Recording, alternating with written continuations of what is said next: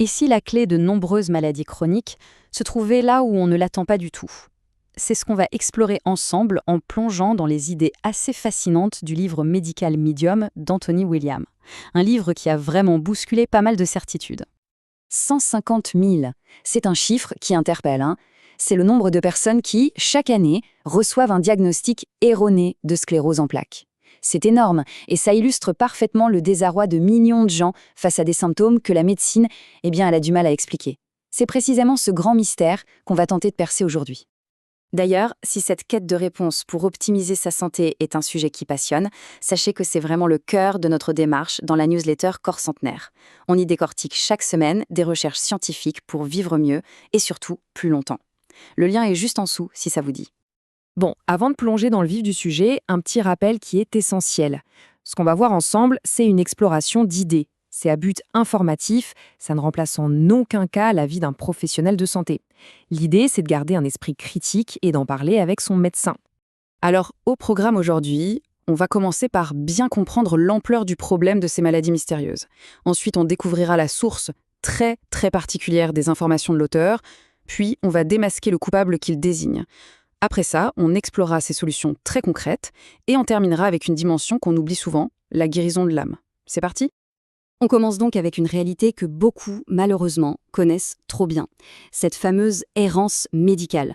Le fait de vivre avec des symptômes chroniques jour après jour sans qu'aucun médecin ne puisse mettre un nom dessus. C'est une source de frustration immense et, bien sûr, un fardeau émotionnel qui est très lourd à porter. Et c'est justement à ces personnes qu'Anthony William s'adresse avec des mots vraiment forts.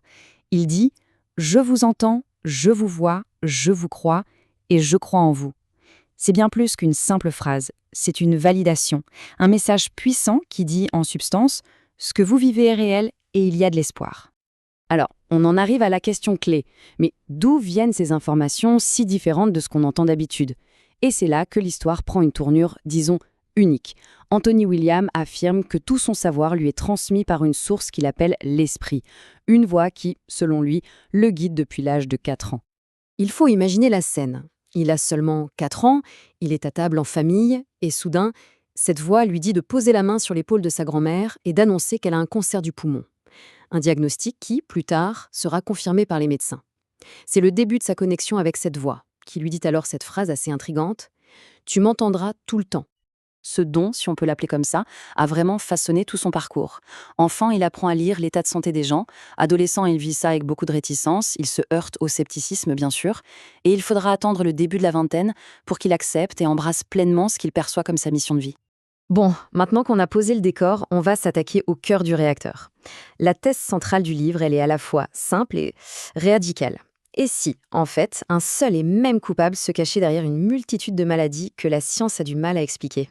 Et ce coupable, le voici, le virus d'Epstein-Barr, qu'on appelle aussi EBV. D'après l'auteur, une grande majorité d'entre nous le portent, souvent sans même le savoir.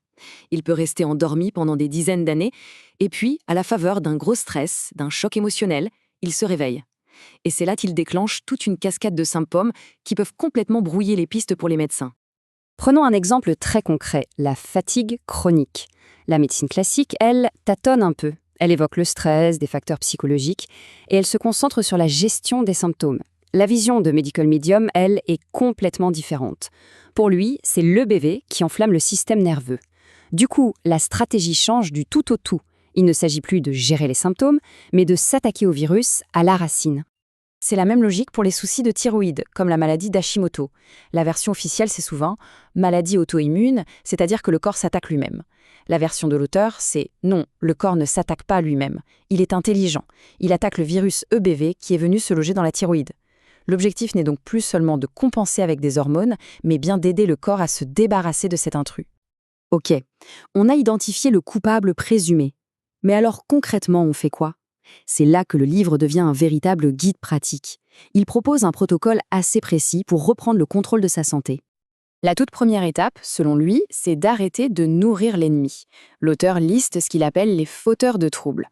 Des aliments comme le maïs, le soja, le gluten ou encore les produits laitiers et les œufs qui, d'après lui, serviraient de carburant au virus comme l'EBV. L'idée, c'est donc de les mettre de côté, au moins pour un temps. Et bien sûr, pour remplacer ces fauteurs de troubles, on fait le plein d'aliments qu'ils considèrent comme de véritables guérisseurs. Là, on parle des myrtilles sauvages, du céleri, de la coriandre, des pommes, bref, de véritables super-héros de la nature qui seraient chargés d'aider le corps à se défendre, à se détoxifier et à se régénérer. Et au cœur de ce protocole, il y a une véritable star, le jus de céleri. Le rituel qu'il propose est très simple. C'est un grand verre, environ 500 ml, de jus de céleri frais, pur, à jeun, tous les matins. On attend ensuite une quinzaine ou une trentaine de minutes avant de manger autre chose. D'après l'auteur, ce geste, qui paraît anodin, est en fait incroyablement puissant pour assainir tout le système digestif. Mais attention, le chemin de la guérison ne passe pas que par l'assiette. L'auteur insiste sur un point qu'il juge absolument crucial.